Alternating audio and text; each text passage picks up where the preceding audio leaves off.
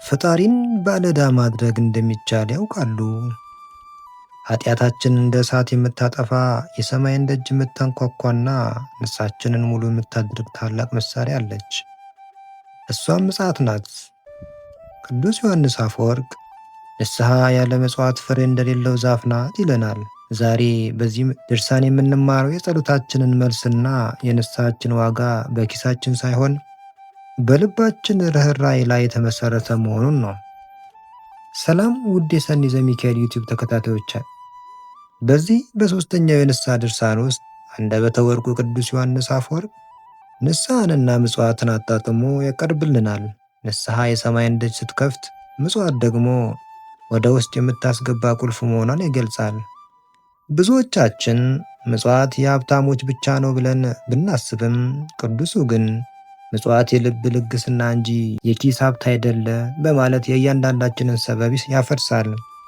ይህ ትምህርት ድሆች እንደ ሕያው የእግዚአብሔር መሠዊያዎች እንድንመለከትና ለነፍሳችን የማይጠፋ ስንቅ እንድናዘጋጅ የሚቀሰቅስ መንፈሳዊ ጥሪ ነው። እስከ ፕሮግራማችን ፍጻሜ ድረስ አብራችሁን ቆዩ። ወንድሞቼ ሆይ፣ ስለ ንስሐ ስናገር ሦስተኛ ጊዜ ነው። አሁንም ዳግመኛ ንስሐን ከምጽዋት ጋር አስተሳስሬ አስተምራችኋለሁ። ንስሐ ያለ ምጽዋት ፍሬ እንደሌላት ዛፍ ናት። ኃጢአትን ስትተናዘህ ካለቀስክ በኋላ ለተራበው ወንድም ካራራህ ንስሐ ጎደሎ ናት። ምክንያቱም ጌታችን በመጨረሻው የፍርድ ቀን ስራብ አላበላችሁኝም ብሎ የሚፈርደው በምጽዋት ምክንያት ነውና። ምጽዋት ምንድን ናት? ምጽዋት ማለት ኃጢአትን የምታጠፋ እሳት ናት። የነፍስን እድፍ የምታጥብ ፈሳሽ ውሃ ናት።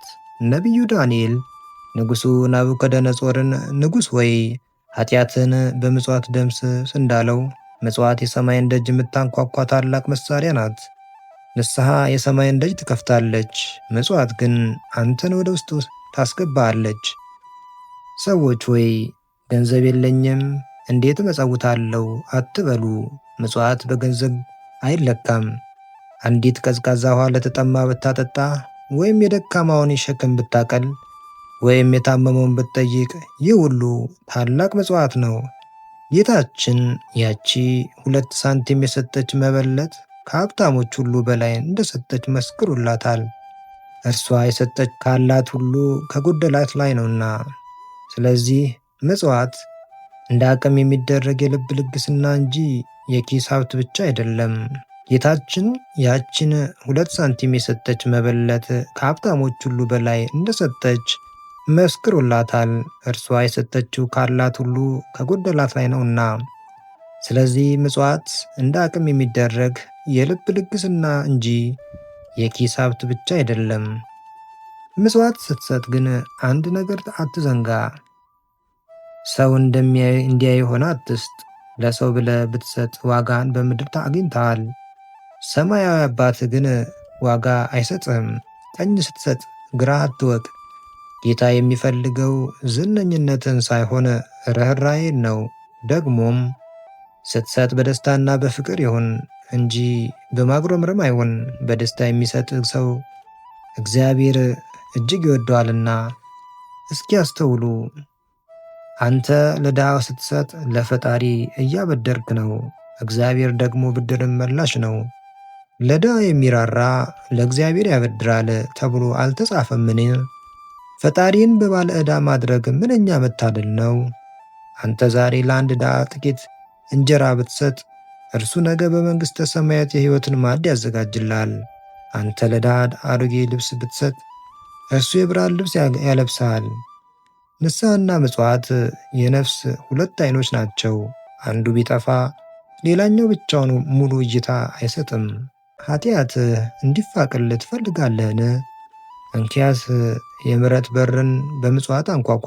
የሚምሩ ብፁዓን ናቸው ምሕረትን ያገኛሉና ተብሏልና። አንተ ለባልንጀራ ካራራህ እግዚአብሔር እንዲራራልህ እንዴት ትጠይቃለህ? ምጽዋት ሰጪውን ከኃጢአት እስራት ትፈታዋለች፣ ተቀባዩንም ከችግር ታሳርፈዋለች። ወንድሞቼ ሆይ፣ በመጨረሻም ከዚህ ታላቅ ትምህርት የምንረዳው አንድ ቁልፍ እውነት አለ። በዚህ ምድር የምንተው ገንዘባችንን ሲሆን ይዘነው የምንሄደው ግን ምጽዋታችንን ብቻ ነው። ዛሬ ለድሃ የምንሰጠው አሮጌ ልብስ ነገ በሰማይ የብርሃን ልብስ ሆኖ ይጠብቀናል። ንስሐችን ፍሬ እንዲያፈራ፣ አይነ ልቦናችን እንዲበራ ንስሐን ከምጽዋት ጋር እናዋሃዳት። እግዚአብሔር የንስሐችንን እንባ ተቀብሎ በምጽዋታችን ምክንያት መንግሥቱን እንዲያወርሰን የእርሱ ቅዱስ ፈቃድ ይሆንልን። ይቆየን።